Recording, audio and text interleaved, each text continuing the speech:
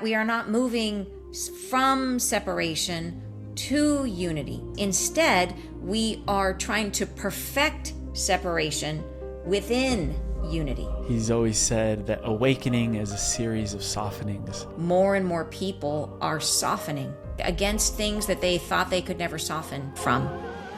Separation is part of the language of the universe, but your method of separation specifically is to judge one another. This is why the balm of compassion is the polarity that induces creation on earth. We are what I call the fifth stage.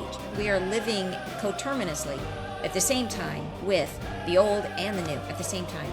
Why did that picture, that metaphor come to mind as to where we're evolving into, what we're evolving into? There's no going back. You are in fact propelling yourselves forward. You are moving into higher states, brighter states, more fluidity in your field.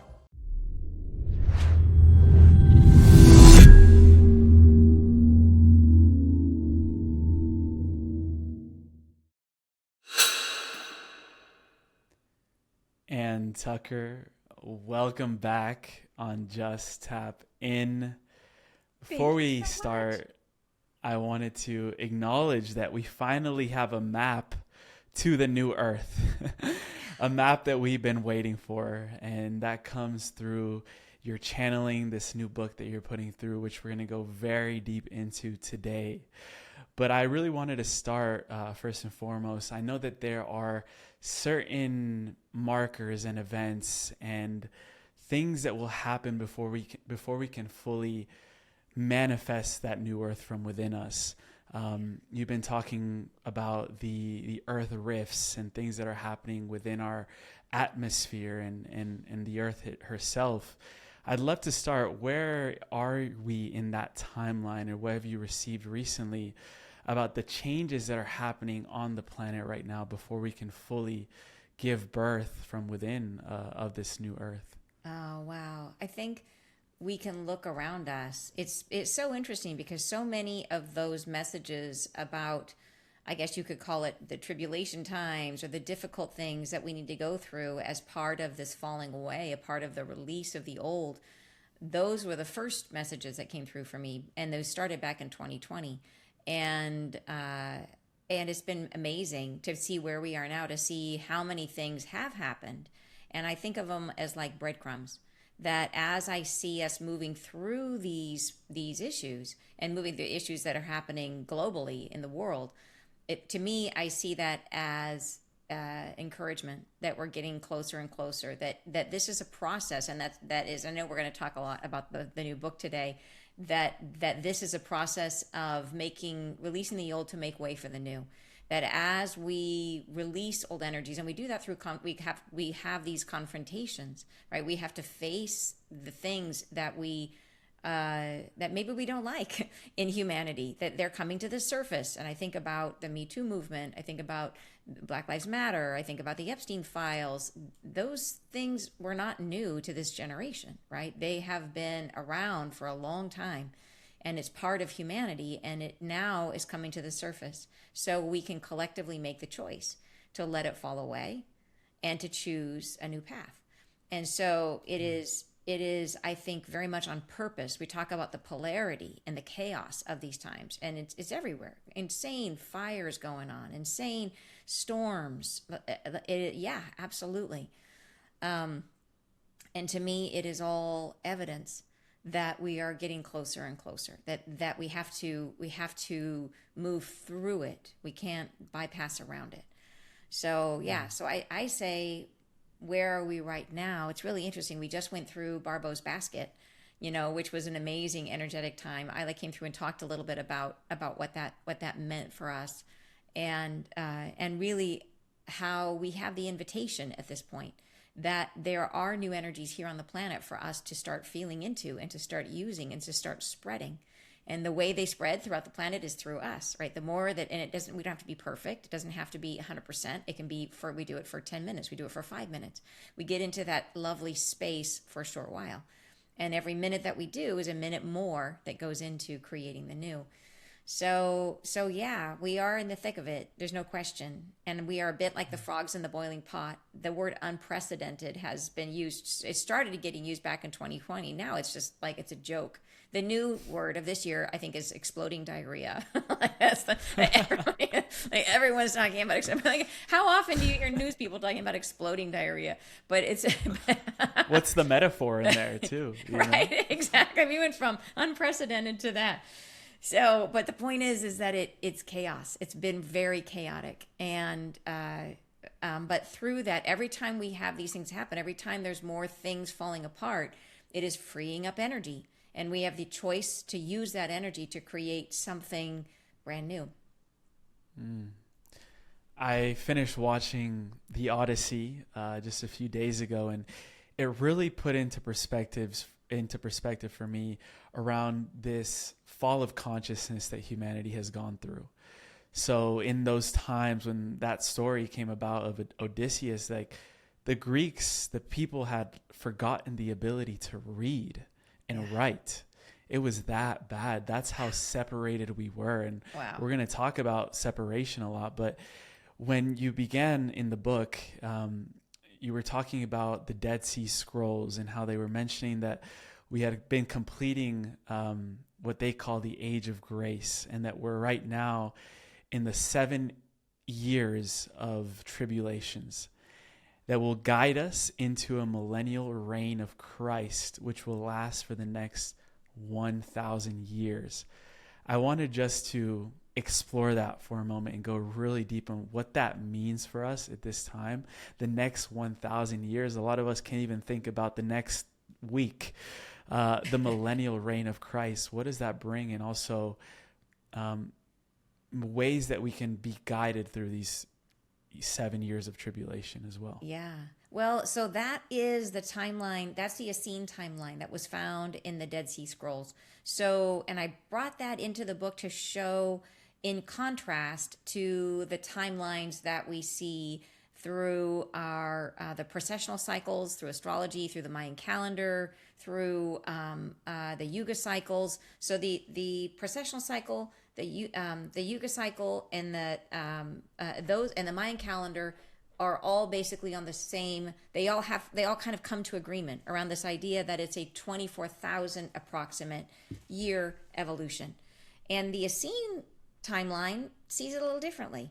And I brought that into the conversations just to show, well, okay, we have 4 very diverse perspectives that came about from different places, different times, all of it.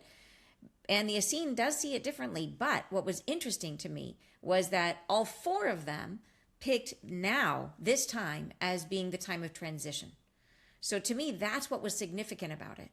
And so what does transition mean? Well, it's we can look at it all around us. We are in a period of major transition, and that really is what the book is about. Is we are the transition team. We are what I call the 5th stage. We are the ones that are ushering in. We are living coterminously at the same time with the old and the new at the same time. And so it is our job to navigate between them, to be the bridge from the old reality to the new reality. But what's cool to me about that is that, yeah, any which way you slice it, whatever tradition you look at, everyone agrees the time is now. And speaking of metaphor, you said that what's really helped you to understand the future state that we're going into is the flock of the starling birds. Why did that picture, that metaphor come to mind as to where we're evolving into, or what we're evolving into?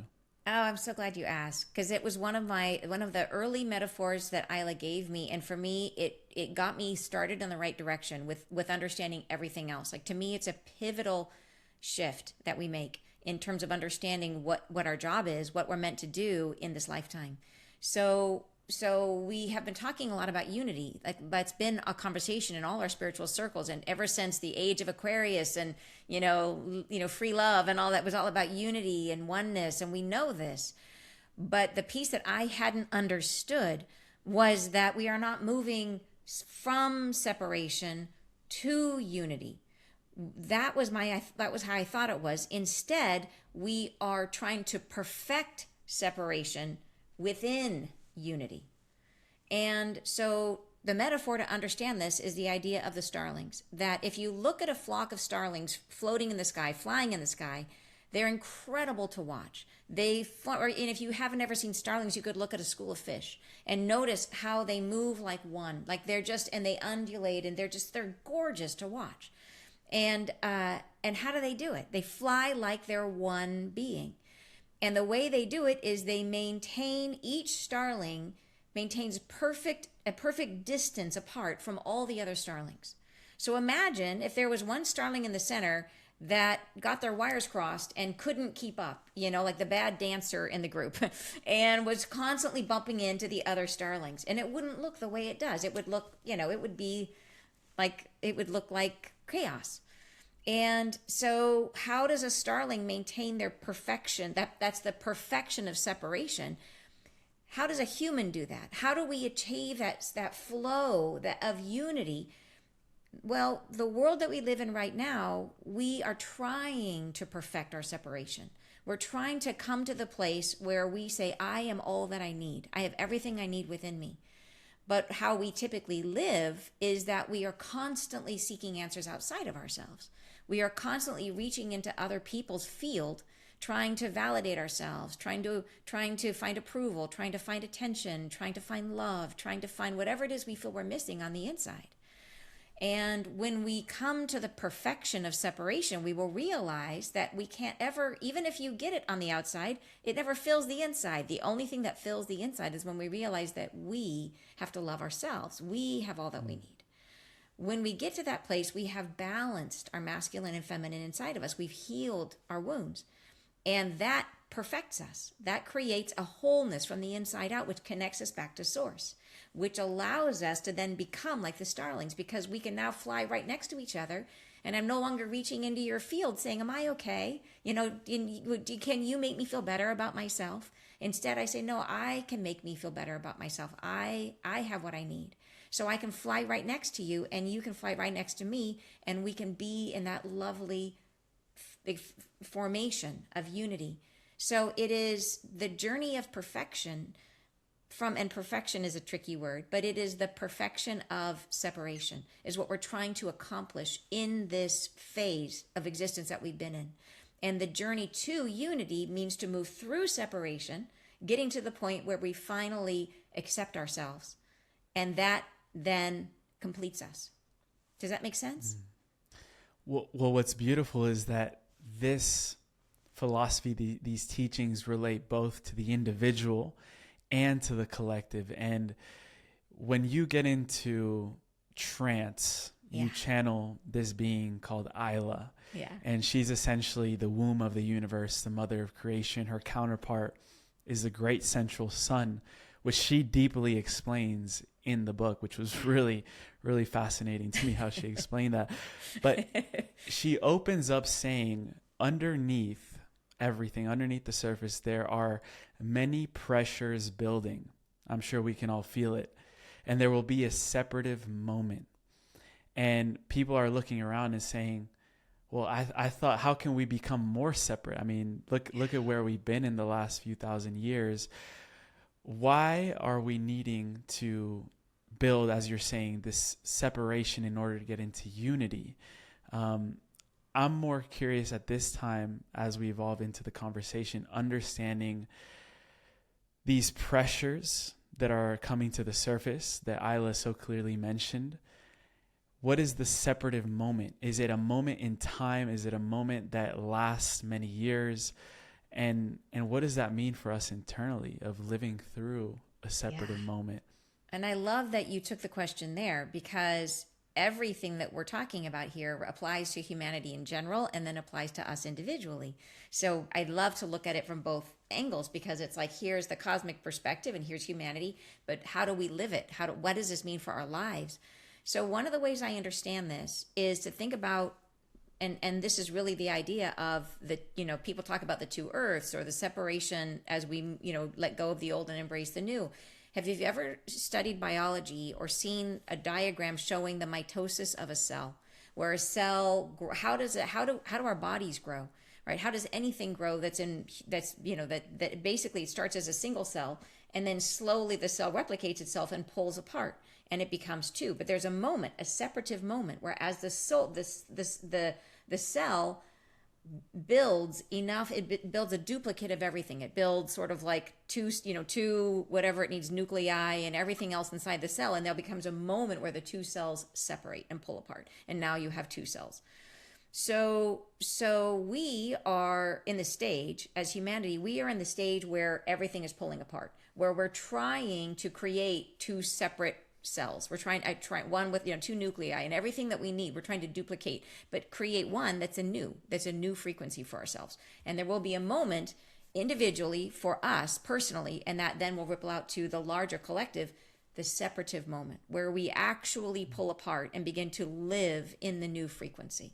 So I love that first saying, because it is both inspirational and reassuring. And she's telling us there will be a separative moment. And so that plays out in our lives in a bunch of different ways. It plays out like in small ways. You can have a separative moment and you have had many in your life. Like when you've made a difficult decision, and you know what that's like. I have had made the difficult decision to leave 2 marriages. And there was a separative moment. There was a moment when I finally decided, and there was no going back. It was over. And that moment, something shifts in my biology and in my whole way of being. And I have officially separated, and I've begun something new. Something came through recently in a message that tried to explain what that was like. And I really like the metaphor. And it was, we've always seen in movies, we see the moment that someone is released from captivity and now gets to accept their freedom. So think of all the movies where you've seen the guy who gets released from jail, right? And they give him his old wallet and his old shoes from the 70s or whatever, because he's been in jail so long, and he walks on the other side of the gate, and they close the gate, and then he's standing there on the other side, and he's free. And you have this moment of like, oh my gosh, he's out of jail. But then they always pan out and show that it's like, what now? You know what I mean? Like, what happens next? So that's the separative moment when it pulls apart, but it's saying this isn't the end, this is the beginning, right? This is a whole new life. This is a whole new, we get to decide. We get to make all the choices. It's a whole new direction. So for me, that's what it means. And that introduction is saying there will be a separative moment, and you'll experience it in small ways, in the big decisions that you make that change the direction of your life. We will experience it in big ways, in the ways that we leave the things that are creating the polarity in our system and help us to create unity inside, so that we can separate from our old forms and move into it. Like there will be a moment where we really get to embrace a new frequency for each of us. And then there will be that separative moment for humanity as a whole, where we will get there. Humanity, whether or not all of humanity gets there, I don't think it'll get there in our lifetime, but we might individually get there in our lifetime. And I'm sure this also relates to the 7 stages of soul growth, because we're asking ourselves, as you were saying, these questions of what now, what happens next. That almost feels like the question that is most lingering in my personal reality. Like where are we all going with this? Like we have robots now, like what's going on?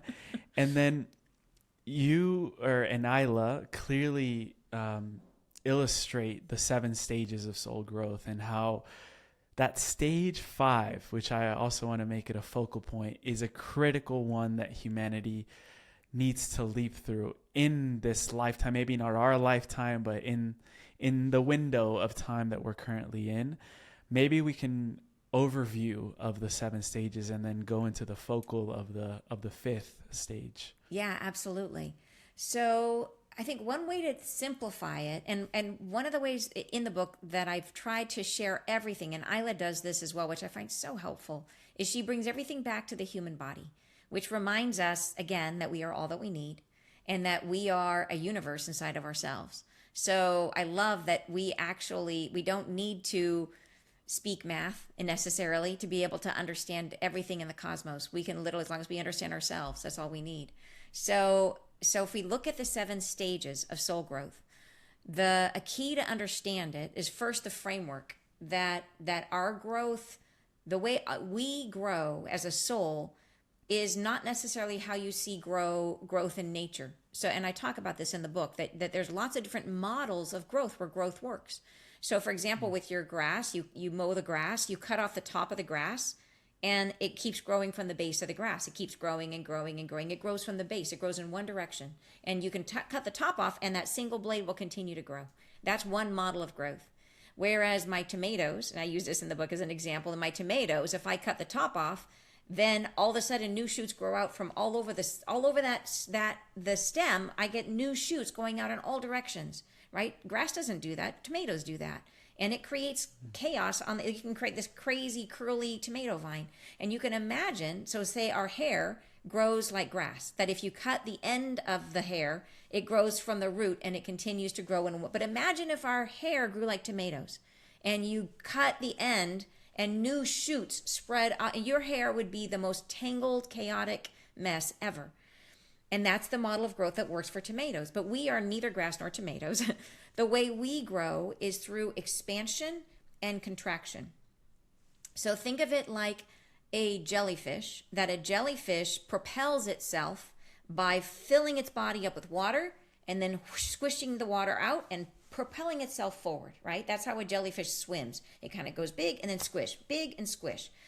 That's how we do it. We fill ourselves up, even in our how we respirate, how we fill ourselves with spirit, how we live is to inflate with air, and then we push it out. And that pushing it out distributes that oxygen throughout our system. But that model, expansion and contraction, can be seen in every aspect of humanity and how we grow. We expand and then we contract. And the expansion is about filling ourselves up with whatever we need, and contraction is about the integration of everything we just collected. So when you look at that, take that as your overall framework of expansion and contraction. Now, the process of expanding and the process of contracting can be broken down into 7 stages. And you can understand these by looking at how we walk. How does a human walk? That you're standing still, and let's say you're standing still, you have both feet together, and you don't really have anywhere to go. You're like maybe standing at a bus stop, and you don't have any plans. And you all of a sudden have a question that comes into your mind. So you start from stillness. You start from empty, right? That is the first step, right? You start from that place of completion. And in that void, something new begins. So it is birthed from the stillness. And that's that one. You get all of a sudden in comes the download of the question. What is the question? The question forms that next step. What if I went over there? What if I went and got, a haircut? What if it's a question. What would happen if I went over and talked to that person? It's an inquiry. So, and that question, the inquiry, is what starts movement. So we have a question, what if I go over there? And that causes us we're standing still. Now we lift up a foot. And as we start to lean forward to go over there to talk to that person, we start stepping forward. And we slowly form, as we do this, we flow ourselves out of balance, right? Think about when you walk, you actually lean forward. And as we are going through this process of leaning forward, we have to come to terms with leaving behind what was, right? We have to let go. Our other foot has to start to lift up. We have to say, I am no longer that. I am separating from the bus stop. I don't want to be there anymore. So that's like stage 3, is right. We're letting go. We're starting to experience separation. Separation is a huge part of this process, is learning to let go of things. And there's a whole lot we could say about that. As you know, separation is an amazing concept when it comes to soul growth. But then we get to this state of imbalance as we're sort of teetering, getting ready to take the next step. We're imbalanced, right? And here is where we're starting to commit ourselves to the next space. Then, once we put our foot down, we land, we have to start to bring our other step forward and claim the new reality, right? And move into that next position that we're going to be in. So we start to, we transition to the new step, which would be stage 5. We consolidate by bringing our other foot forward, and now we're back in stage 7 again, and we're integrating, and we're ready for stillness again in the next step.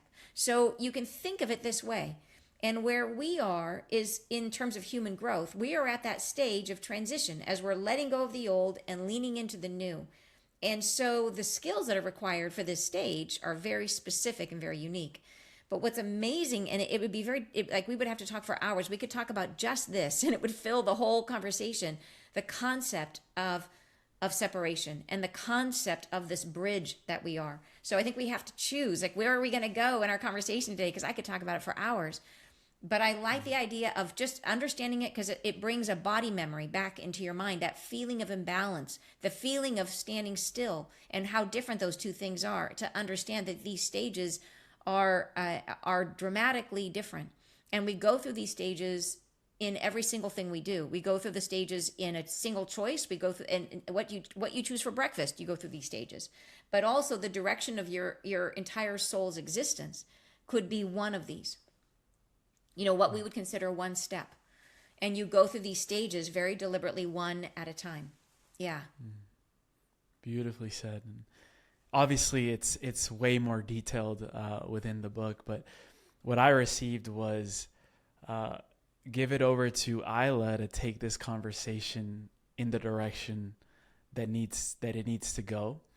And so if you're open to it, getting into trance, we've done this many times before, but for anyone that's new, maybe exploring your process, and we'll hold the space for Isla to come through.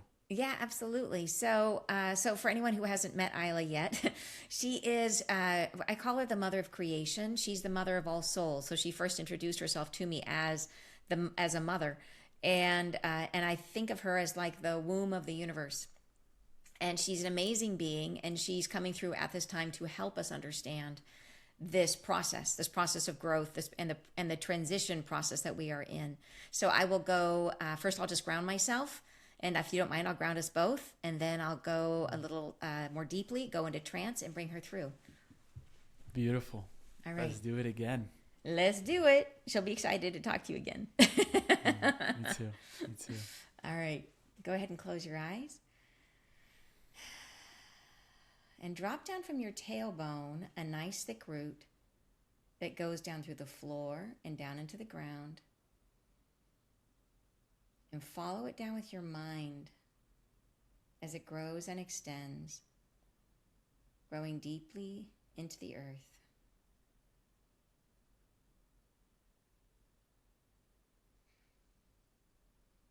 And follow it all the way down to the very, very center of the earth.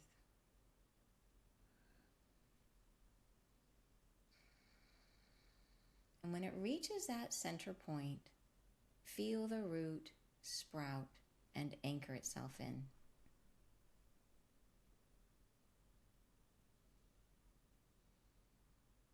As it does, notice that the root is pulling gently, becoming taut, and feel as that tautness comes all the way up the root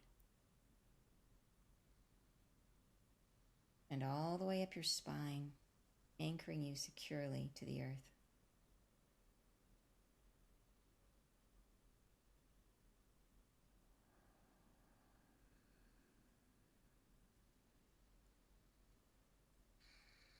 I'd like to ask the angels to please help me to be a clear channel of healing and information for our conversation here today, for our highest and best good.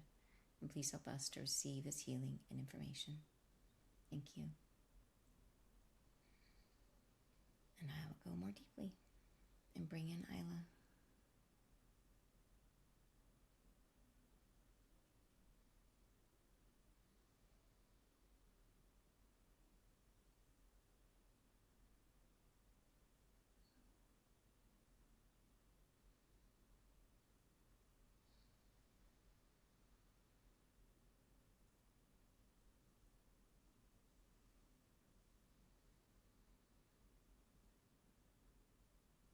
Blessed One, I am with you once again. Hello, hello, hello, hello, hello, Emilio. I'm delighted to be speaking with you.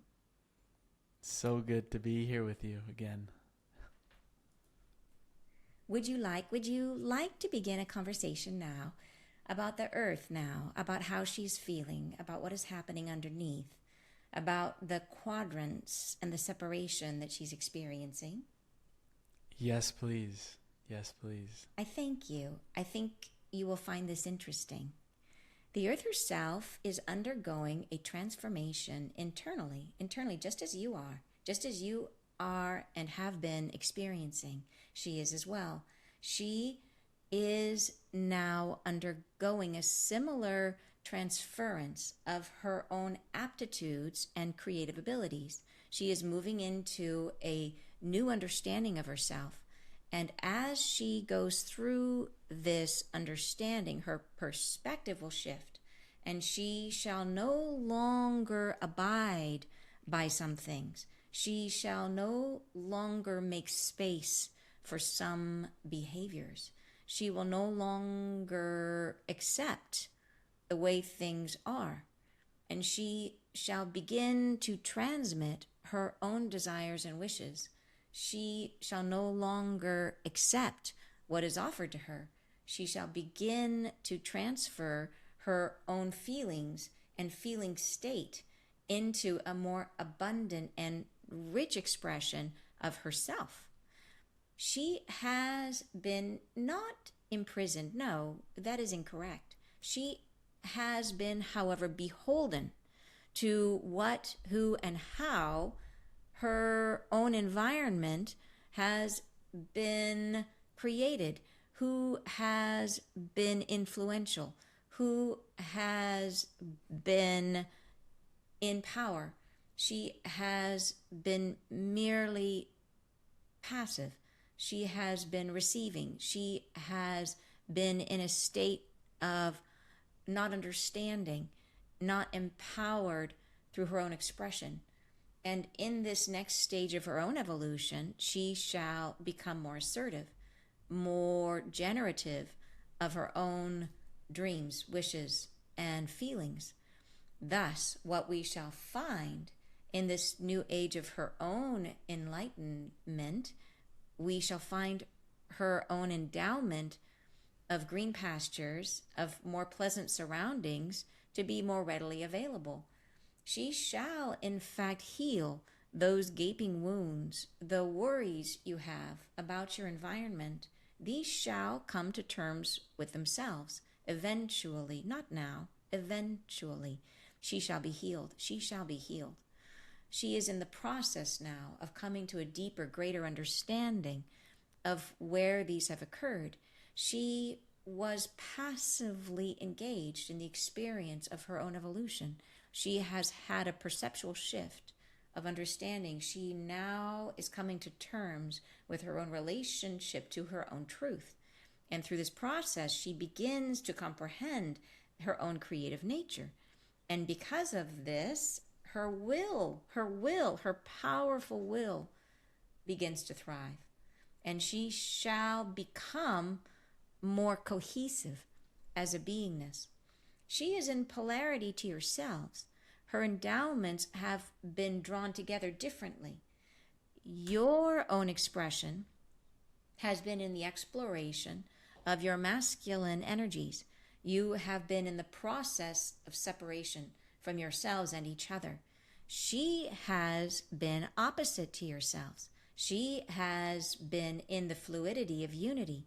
She has felt herself one with all things. She has wondered to herself, who am I within the context of everything? And she has not fully experienced the endowment of her own will, of her ability to choose and be different, to make her own way. Thus, you shall now, as you begin to experience unity, experience her own evolution, moving further into separation. And she shall begin to have a unique relationship with yourselves. And as time evolves, humanity shall find itself becoming increasingly in conversation with the earth and generative of what the earth needs. Do you understand me? Yes, I do. And I would like to bring to the surface a question around what is happening on Earth's surface, because many people are beginning to see and witness and maybe even be part of a lot of changes of the earth, such as earthquakes and wildfires and floods and things that are starting to potentially even worry many people. And I wanted to bring that to the surface for a greater understanding for us, humanity, as to why these are happening as Earth's own understanding of herself evolves. And Yes. the assertiveness that you talk about. Yes. Yes. These are the times of change and exchange. These are the times within which you give way what forms will no longer allow you your freedom, which contain you and restrain you. And sometimes these forms are physical. Thus, there shall be a period, and has been already a period, of tribulation, as you would call it, of dramatic events, many of which we have talked about, many of which I've discussed. There has been the flooding of which we have discussed and warned about, wildfire. There has been economic upheaval and shall continue to be. There shall be change, yes. Change is coming, more change is coming. It is only just begun in some ways. But I wish to reassure yourselves, to have in your hearts the understanding that change comes because it's warranted, that change evolves because you are ready for it, that things cannot remain the same and also evolve. Each aspect of transition, each moment of letting go generates a new field, a powerful field of evolution. It creates the energy field required for you to create this great leap in consciousness. It is the process by which you combust the old and accept the new. It is a generative time. It is as if you are relinquishing and letting burn for the fuel to propel you into the next new evolution of yourselves. There shall be times within which you question what is happening, and this is all right. Have no fear.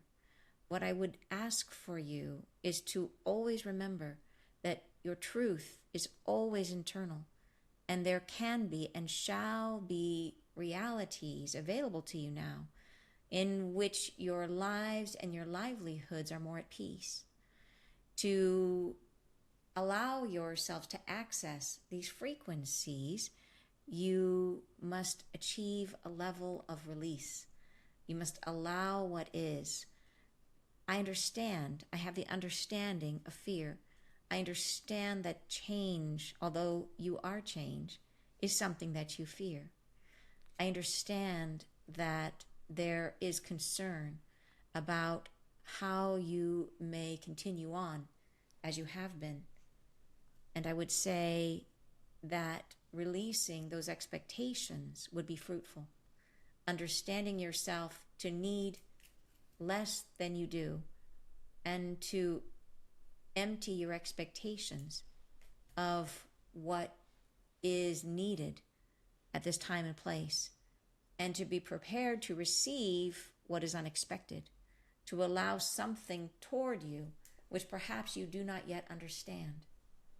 And this is a method by which you can begin to open your field to a resonance that is utterly freeing. And this, I think, is what you actually want and are wanting. But in your desire to maintain, it is limitation, and it prevents the opportunity to perceive what is new. Do you understand me? I do. And if we were to go to the first stage of soul growth, which is that stage of stillness, many of us, when we are in stillness and when we reach stillness within ourselves, we begin to access the void, which is the field of all potentials. And we start to receive visions of what many might call a new earth. And we receive visions of a state of humanity where there's more harmony and unity, and we're working together in communities. It's almost, I would even word it in a way of going back to the roots and the source origin of who we truly are. And I want to understand where these visions of what so many are calling a new earth are coming from, and what are some of the visions of the new earth that you've been able to open yourself up to perceive as you're witnessing Earth's evolution and humanity's development? Yes, thank you, thank you, thank you. I would say there's no going back. There's no going back. You are in fact propelling yourselves forward, Emilio. Forward. You know this well. Forward. You are moving into higher states, brighter states, more fluidity in your field. And what you are finding as you return, as you say, return, return, return, it is in fact simply an integration. Yes, I will accept this word, integration of your truth. It is the allowing of all that you are. It is the integrating of all of your experiences. It is calling home again all that you've learned, all that you've done, all that you've felt, and making them part, those experiences, making them part of yourself. And this then creates within you a new understanding of truth. And from this space, yes, you become generative. And you mentioned the void, which is one of my favorite states of being.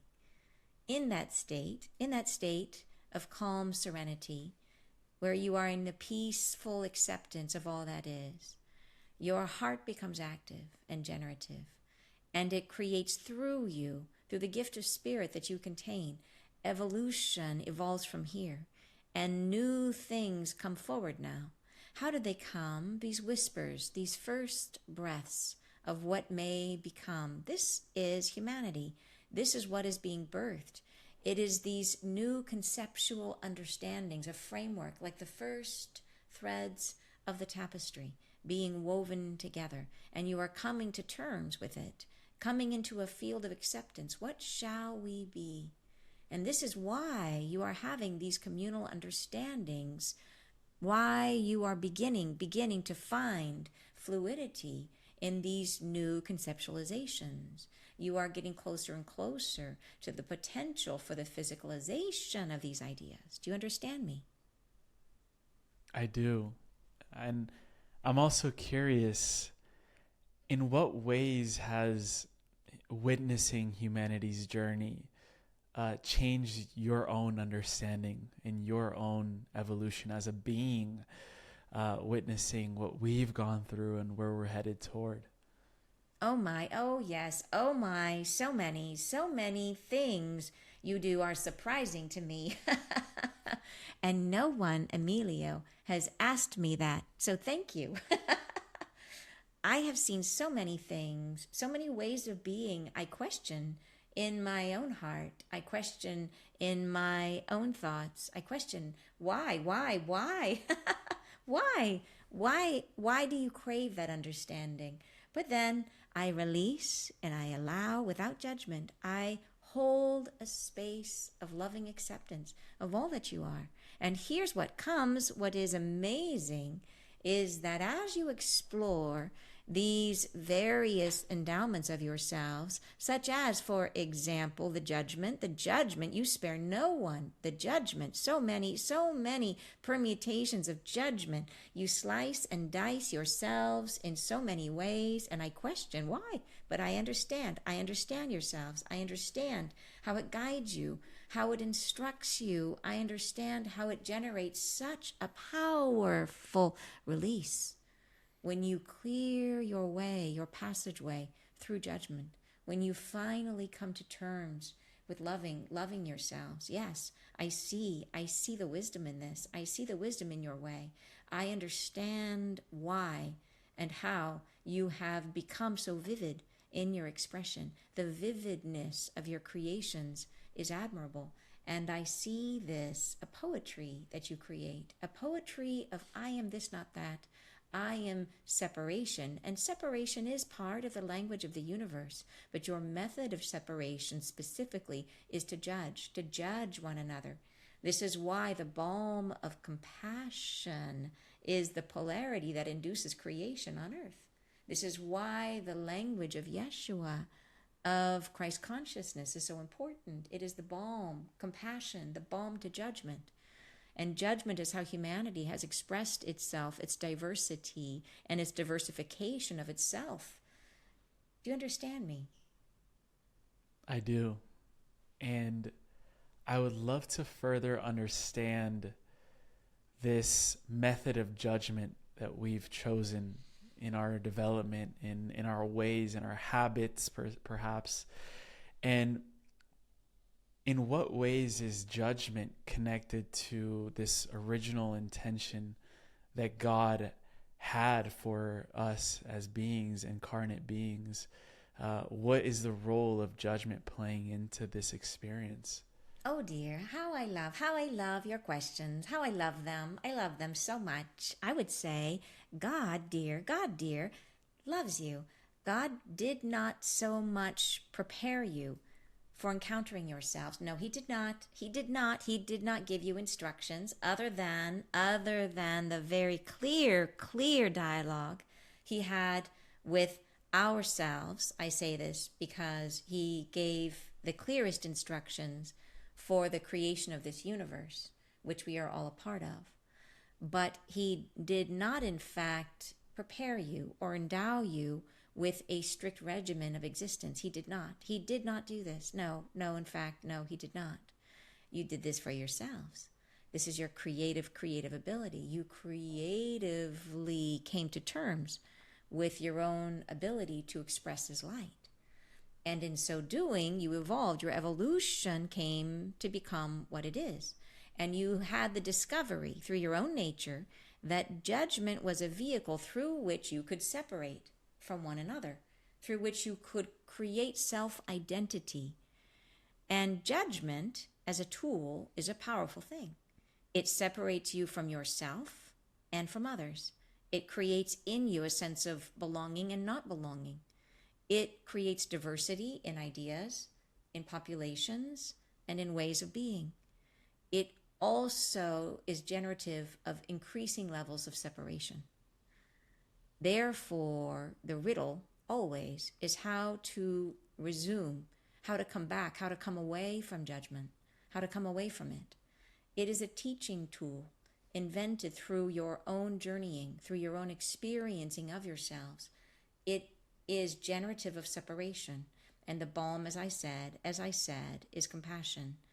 It is as if you are coming through judgment into compassion, into a cohesion, which brings you back into, as we were discussing, the first stage, which is unity. Does this answer your question? It does. And you're mentioning Earth's desire to go from a passive state into a more assertive state. I'm wondering if that transition is also reflected onto us individually, if we're also beginning to go through a process of leaving behind passive ways of being and becoming more assertive, and what that might even look like beyond the labels or judgments we've put upon what those two energies mean in your, what would that be in your explanation, in your understanding? Indeed it does. In waves and layers, yes, there's a continuity here that you can be understanding. That in humanity, there has been often the mistaken understanding of yourselves as less powerful than others, as less capable than others. There has been the desire and often the unintended action of giving away your own freedom on many levels, of giving away your autonomy, your choices, of accepting the patterns, the structures of a world, of a family, of friends, of taking on belief systems without questioning, without truly understanding how limitation works or how you are limited, thinking you are living in freedom when you are not, when you are simply living in the conformed prescription of a society that offers you limited choices, that there are choices being made for yourselves that benefit others, not you, that are not truly made from the scope of your potential, that are made from the space of increasing separation, which eventually leads to a lack of diversity and to a stifling of human potential. And this is why now it is essential, yes, essential, that humanity evolve. That the more you are stifled, the more revolutionary these times become. And so, yes, I would say that the human equivalent of this experience is the sudden realization and awakening to the reality, which is that your lives are not as free as you thought they were. And that freedom is a choice you can make at any moment, at any time. And it only need be claimed for you to achieve it. Freedom. I'm also wondering, when and why did humanity stop listening or hearing the earth? There was not a time on the earth, as she is presently endowed, where she was in a capacity to fully comprehend her own creative power. Her own evolution is thus. She is just now awakening to what she can become. Therefore, it is of no fault of anyone. It is merely what occurs in a soul's journey when one becomes aware of themselves more fully, when one comes to understand their own capacity. This is what is happening. And you are part of her, existing within her. It is as if you have suddenly become conscious that there is someone else in the room. I'm really curious to go down that rabbit hole of what does the earth, or who does the earth become when she's in her full creative power? Because in my perception, the earth has created magnificent things already. And if she's not even operating at her full capacity, what does she become, or who does she become? This is a truth that is wonderful and splendid, Emilio, that a being can be fully endowed with their creative gifting and yet have no gift to perceive it. And this is true of all humans, that all humans are in possession of divine love and do not know it. All humans carry a light within them that sparkles divine presence throughout existence, and they do not consciously embrace it. Thus, it is not so different from yourselves. She is a beingness of beauty. Her essence is creative. She has many permutations of herself. She speaks in subtle and expressive volumes, and yet she is only now becoming aware, consciously, of what her capacity is. Thus, her presenceful conversing with yourselves will become more conscious. She evolves into a better understanding, a deepening understanding of how to relate to herself and to all beings within her field of existence. Does this explain your question? Yes, and maybe even as a mirror reflection, are we also beginning to fully grasp and understand our own creative gifts and the gifts that we've been endowed with to create our wishes, our dreams, our desires in this reality, in this physical landscape that we find ourselves in? Indeed, you are learning your own capacities. As you separate from what was, from how you were, when you release the karmic experience of earth and embrace the new reality that is expressing from within you, your new goal for your lives expands to become something much more entertaining. You learn to develop and express your creative abilities, and this becomes the reason for incarnating on earth, to express through matter and to learn about yourselves through the process. Thus, yes, having an increasingly fluid conversation with Earth becomes a necessary part of your own evolution that you are creating through her.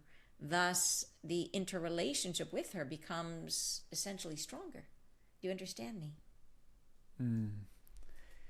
If what has already come through between your co-creation with Anne as a map to the new earth, what is the treasure that you would place on that map?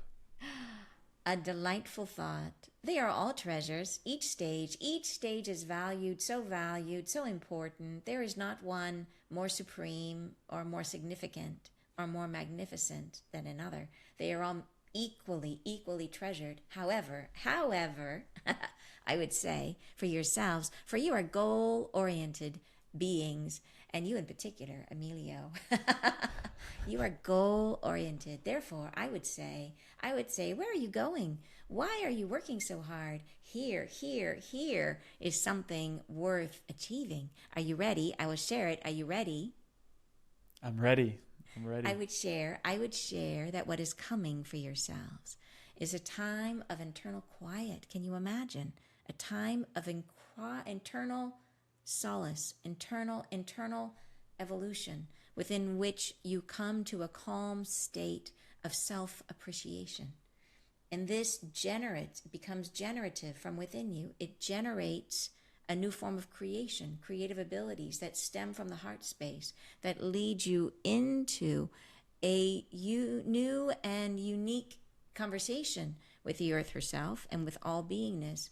All creation lives along the surface of this great cosmos, as if all waiting to talk with you.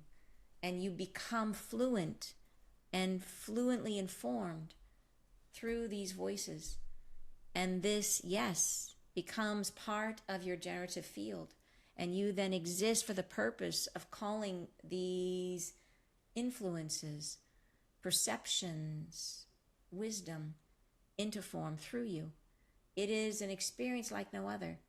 It is as if the torment of the times past subsides and a new calm awakens from within you, and you find joy, you find love, you find purpose, you find meaning simply in your own existing. Thus, you are calm, you are at peace, you are at rest, but you are busy, for there is so much to create, and life is precious. Life becomes so precious to you, because you understand it completely. You have a whole and complete understanding of what it means to incarnate, and you live within your life for the purpose of that experience and experiencing, and it grows your soul. Yes, it does. Through the dialogue with all things, you grow your soul through a multitude of perspectives which are expressed into form through you. It becomes a multidimensional experience of living, unlike anything you currently have knowledge of. And I am delighted for you. This is a worthy goal. Do you agree? If you were to explain to us what perception of our multidimensionality, multidimensional nature is, and how to begin to prepare for that level of perception, how would you explain that? I would say that the journey cannot be done as it has been done. There is a mechanism in human thought and thought form that deliberately calms the field of perception into one frame of reference at a time.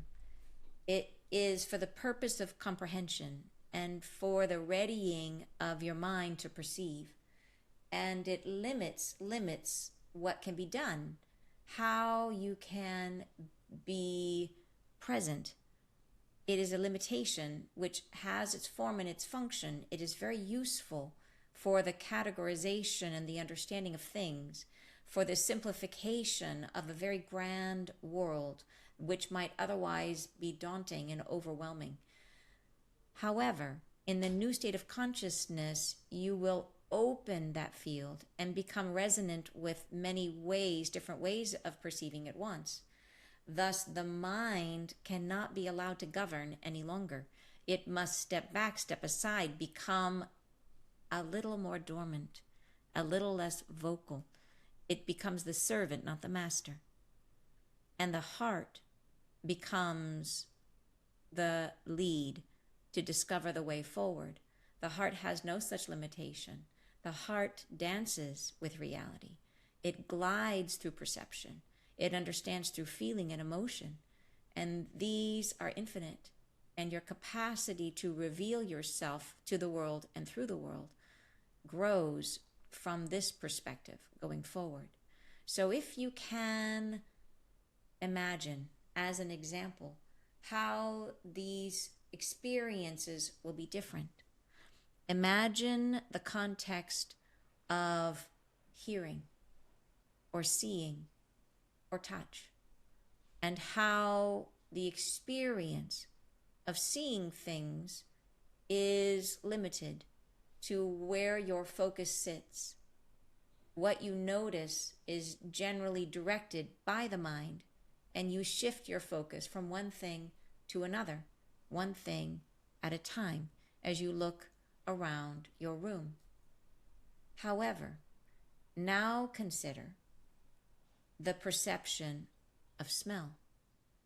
When you encounter a smell that carries a strong memory, a smell perhaps you do not smell often, the perfume of a loved one who has passed, and it comes to you as a wave of experience all at once.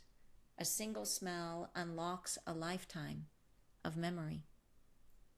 It is as if you are accessing your multidimensional self in a moment, where very little information can generate a richness of experience beyond a normal dialogue.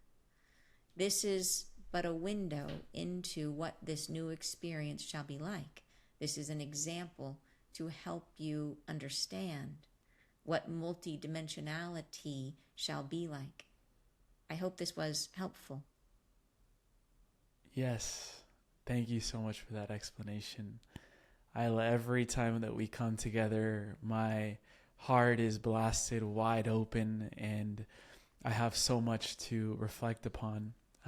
Maybe perhaps the last question I would love to ask you, as you brought up Yeshua, Jesus, and that lifetime, that being that came through to teach so many of us, what do you feel he truly wanted us to understand about our own evolution and the process that we're undergoing now, thousands of years after his time, that you would like to say in his name, perhaps? He was an expression of light, which you all carry. You are all Yeshua. You all have him within you. He is a light, a human being, a light of consciousness that shares his light continually with yourselves. And you are of this light, by this light, through this light. You are birthed into this light when you are born. When you are born here on earth, you are part of it. You are part of this consciousness. It is within you. At all times, at all times. Thus, what did he wish for you? All things, all good things, all good things. Why did he incarnate? Why did this energy come into form into the soul of one human being? Why? Why? For the purpose of expressing what is being extinguished in your hearts. For expressing what is being forgotten, what is being lost, what has been drowned out. It needed a loud voice to reawaken yourselves to this part at your center, which is so often undermined and hidden.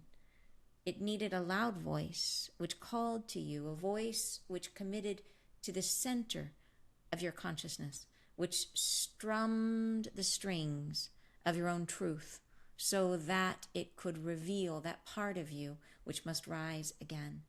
Do you understand me? I do.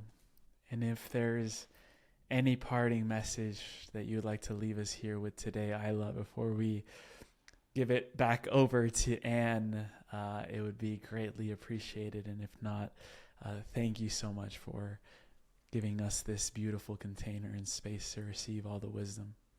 I'm so delighted to have been in conversation with you once again. And as always, I am so reluctant to go, because I like staying. But I would say to the memory field, which you all share, I would speak into this container of your memory field, if I may be allowed. I would speak to you now from this perspective, and I would speak to your memories, and I would say they are not what they appear. The memory field has been corrupted of humanity. Humanity's memory field is not what it once was. It is not all that is true anymore. It carries integrations of a sort that are not your own.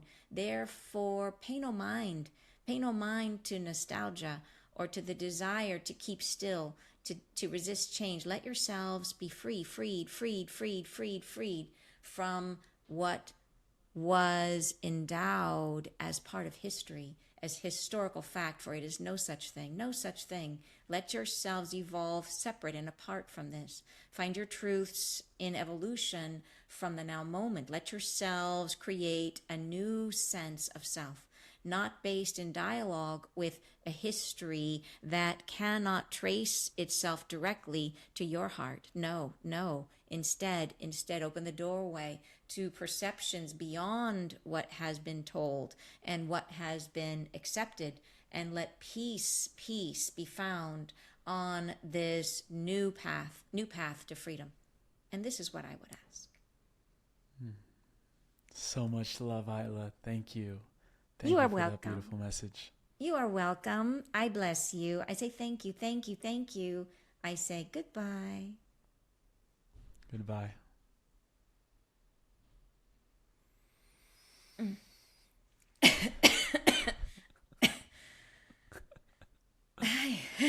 Wow. You're back. I'm back. My goodness. Wow, how are you feeling? A little spacey, good, a little spacey. Yeah, feeling good, feeling uplifted. She's really positive and full of good energy. Yeah, so I feel I'm still getting back into my body, but feeling good. No worries. We'll come to a close because I know that was a lot of energy. I could feel it actually. For those that might have realized, my internet shut down and I missed like a few minutes of her response, and then I came back in and she was still talking, and I was like, okay, perfect, because that would have been a little bit awkward where she was like, do you understand? And then there's no one to answer her. So she knew what she was doing. Oh, that's awesome. Well, I'm so glad it worked out then. That's great. I'm so glad you were able to get back on too. Yeah, it was all perfect. I mean, I feel like some of these things that happen are just little divine winks from the universe of like, hey, this energy is real, man. This energy is potent. I felt her connecting with your Heart-Chakra too, so I wonder if that's when your internet outage stopped, because I felt her reach into your heart. So really? Yeah. At some point, there was some point where I wonder if that's when she may have done that because the internet disconnected, but she reached out into and connected to your heart specifically. So it may have been keeping the connection while the internet stopped. I don't know, but I definitely felt that, which was very interesting. Yeah. What do you feel was the need to reach into the heart? There wasn't a thing like she wasn't trying to change or do or fix. It was really just, she is like a very curious person, like a very loving, curious, like she's very loving. And so it was really just reaching out because she could, because you were here and you were open, and she reached out. I saw her in observation is how I would describe it. She came out just to see you. It was like, I see you, but let me really see you. And she went in and connected with your heart space. Yeah. Which was really cool. Yeah, I mean, I feel a little bit spacey too. So yeah. We're going to need to get some chocolate and some ass to the grass after this, That is what we need. So, well, before we go into the final trio, was there any visions that came through from from the that conversation session. Yeah, from that session that we just. I don't remember. Like, if you give me a hint about what you talked about, I might remember something. But I don't. At the moment, I'm drawing a blank. What you guys talked about? Oh, she talked about the Earth. I saw. Yeah.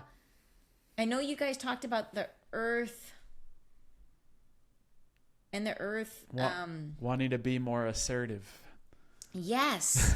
Yeah, that's right. And the Earth learning. And I remember as she was saying something, and I was in my mind, I'm like, but aren't volcanoes assertive? And she's like, that's just repressed emotion. That's not her understanding herself. So I was having a little conversation with her at that moment. And she was telling me that's not, that Earth is, we would think that would be like the Earth. That's like almost like a child having a tantrum, where the child doesn't really have an understanding always of their own feelings, but the feelings come out anyways.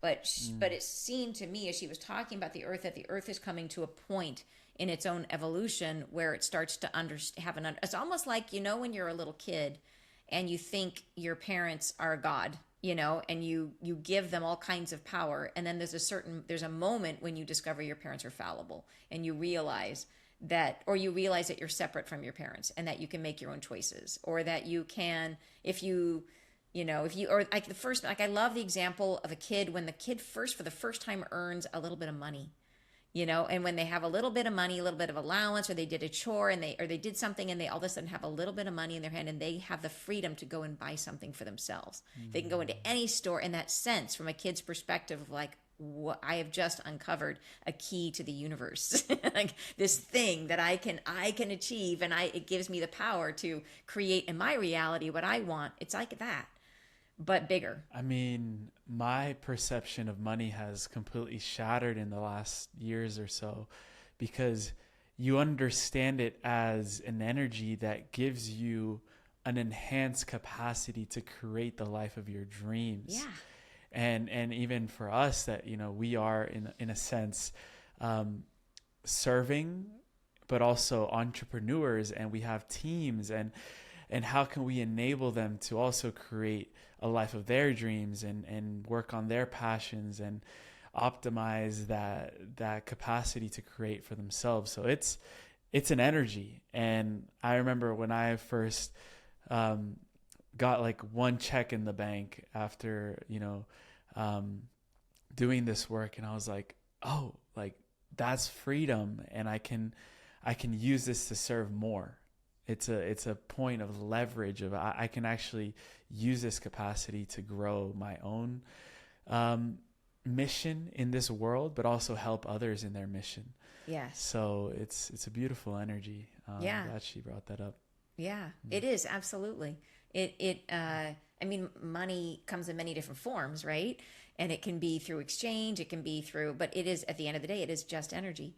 And it's how are you going to use it in your life? How is it going to impact your life and the life of others? Yeah. And I like to be very deliberate about that. I'm in a phase of my life right now where I'm trying to do whatever I can to be, to live cleaner and to live, people would call it closer to the earth, but it's a form of freedom. So to me, it's money. I'm learning, I'm working on trying to, I'm very close to energy independent in my home, which is great. And where I'm getting almost everything from solar. And that has been a journey trying to make that work. And that to me feels like money, because it's freedom. It's the feeling of being in flow in my life, where the source of my abundance is eternal. And I love that, and same thing with my garden. I really want to create my home into a space where I feel like the source of my abundance is eternal, where I'm capturing my rainwater, and the rainwater provides for the vegetables, and the vegetables provide for me. And we have this, and then I compost, and I'm trying to do it. It's a journey. You know what I mean? It's not easy, but to me, it feels like that sense of, eternal abundance. So I'm enjoying it. It's a process. I'm far from perfect, I'm trying to get there. It's not easy. I've made a lot of mistakes, but I'm getting closer, and I see a pathway now where I could actually get there, which is pretty cool. But I'm still going to buy shoes. I like shoes. Shoes are part of my abundance. Some good old Nikes. You can't replace that. This is giving me flashbacks. We had a really deep, I would even call it initiation around freedom that we ran this freedom project at the beginning of this year. And we went really deep into all of these things. Perhaps we'll run it again. I think we should. Next year. We should definitely. And this particular episode will be out just a few days before your book launch party.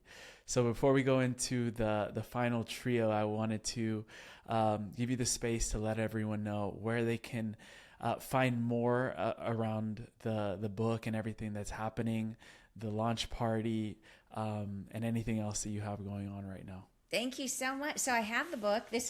I got my first copy. Yay! This is it. Oh, wow. So, the cover is beautiful. Yeah, thank you. Yeah. I'm super excited. One of the biggest reasons I'm excited for people to read it is in the writing of it, I mean, I felt like I was in the cave, locked away with Isla for a year, and she kept blowing my mind over and over again, and I didn't have anybody to share it with because I was writing it, trying to give it to come through, and now finally it's like everybody else is going to hear and listen and experience these ideas, and I cannot wait to see what it generates and how it comes through for other people. So there's whole sections in here that to me help explain the what is the shift of consciousness, moving away from the concept of will into the concept of love, and how these are two energies that work in the universe, and it's so exciting. But anyways, yeah, so the book is now, it's on Amazon. I probably will do, everybody's been asking about an audio version, and I'll do that at some point. I just have to figure it out. But right now it's Kindle and paperback. And then, yes, we will get it into local bookstores too, but that's a whole nother, this is early days. It just launched a couple days ago. So, so that's happening. And then we're doing a thing for anybody who as appreciation for anyone who leaves us a review on Amazon. As soon as they just send us an email, there's an email they can, special email we set up for it called the bookparty@antucker.com. If they send us, just let us know that you left a review. However you want to send us a screenshot or tell us what day you did it or whatever, and you will get an invitation to the book party. And can't wait for that, because my hope is that people will be able to come and we can talk about it, and people can, the chat will have a whole and so yeah, I'm really looking forward to it, because like I said, it's going to be no longer me talking to myself. I finally get to have buddies, book buddies. Beautiful. Let me know when that is, and maybe I can pop in for a few minutes. That'd be so cool. I think it's the 12th. Let me just double check really quick. Dates, as you know, are not my forte, but I believe it is August. It's not that day. It's the 9th. Yeah, it's the 9th of August at 10 a.m. After Lionsgate. Yes, exactly. Nice. Beautiful.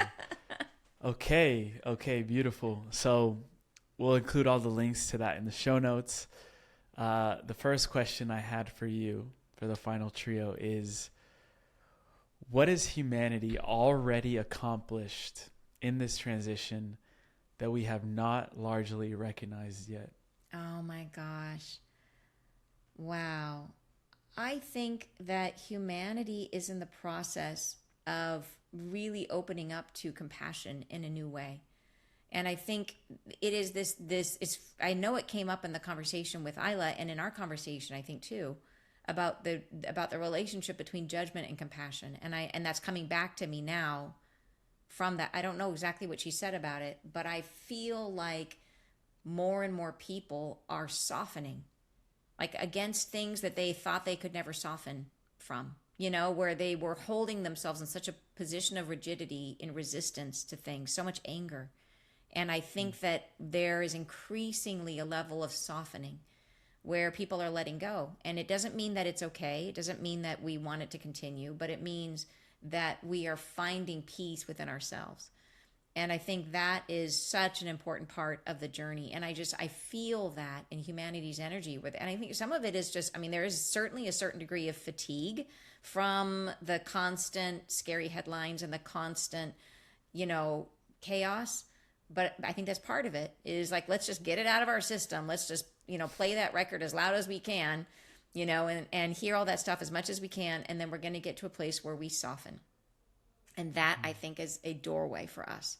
So I think that is something we are doing right now increasingly well, that on the other side of that door, there is so much more peace. Yeah. And I think people are being kinder to each other because of it. Yeah. Richard Rudd, the writer and the founder of the Gene Keys, he's always said that awakening is a series of softenings. And that's always resonated with me. So I love that you brought it to that point. Yeah, I love that. And when you look 10 years into the future, into humanity's future, what do you see that would be almost impossible for most people to imagine today? Wow. I think 10 years from now, I think that I feel like as I look at it, I think the earth will be different in 10 years. I think there's going to be some dramatic reformulation is the word, that like the shape of the earth looks different in 10 years to me. I think that there will be, at the same time, there'll be this, I think the technology stuff that's going to come out in the next 10 years will be so dramatically different. But I think it will also be, and this is just coming as I'm kind of looking at it, I feel like but I don't think the technology is something that is fearful. I feel like it will be helpful to humanity in the long run. Like I know that it's going to take a conscious choice on our part how we use it, because obviously everything can be used in the wrong way.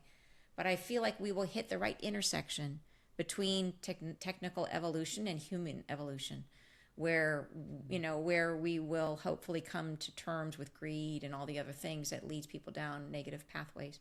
But I see, if I look, and maybe I'm just looking on a timeline of rose petals, which I want that timeline. If it's available, I choose that one. But I see a time where I see human resilience. I see that I see a lot less fear in 10 years. See a lot less fear. I feel like humanity feels somehow more like we're less fearful and more internally resilient in 10 years. So and it feels like there's a much stronger sense of community in 10 years, almost like people, like I see almost like families, the family unit becomes, it's still important, but the community unit becomes in some ways equally important to the family unit, if you could imagine. And I see that. That's really cool. I like that a lot. Anyways, that's just some highlights. That's some of the stuff I see. Yeah. I resonate with that. If you could place one piece of remembrance into the heart of every human being, what would it be? A piece of remembrance, like a memory or like something to keep? Both. I think joy. It would be like, okay, I think what would be really amazing would be if we could reach into every person's soul and find like a crystalline moment of pure child joy, a moment where a child was delighted, and take that and just crystallize that and put it in every person's heart and make that a part of their current reality. Like that, I think would be one of the most powerful things we could do. If I could do that, if I do it for myself, I'd be amazed to put that at the center of my existence. That sense of awe and surprise and enthusiasm, that raw, potent joy. That would be amazing. Yeah. I wish we could have that. I vote for that. Let's make it happen. And again, oh my goodness, it's always like I was getting very nostalgic leading up to this conversation because of all the beautiful co-creation we've had, not even this last year, but also since 2022, which I believe was our first show together. That's almost 4 years ago. Oh my gosh. Wow. It's been a long time. That's so cool, because I've been there for a big part of like your whole growing of your show and everything. And look where you are now. It's so amazing. Thank you for being there. And also thank you for being such an inspiration in the way that you show up and everything that happens behind the scenes to be able to put this work through. I know what it takes. And I've seen you also in the back end and how hard you work to do this. And thank you for being here, and thank you for all of the wisdom that you've poured in so abundantly for humanity right now. And I can't wait for people to go deeper into a map to the new earth, and see what magic comes out of that. So I appreciate you so much. And thank you so much. Can't wait to do this again. I appreciate you so much too. Thank you so much, and for everything you do for everyone, for the way that you provide this platform, and for the light that you are and what you're creating. So I'm grateful, so grateful. Thank you. Thank you. I'm going to be the color of this shirt. A little red.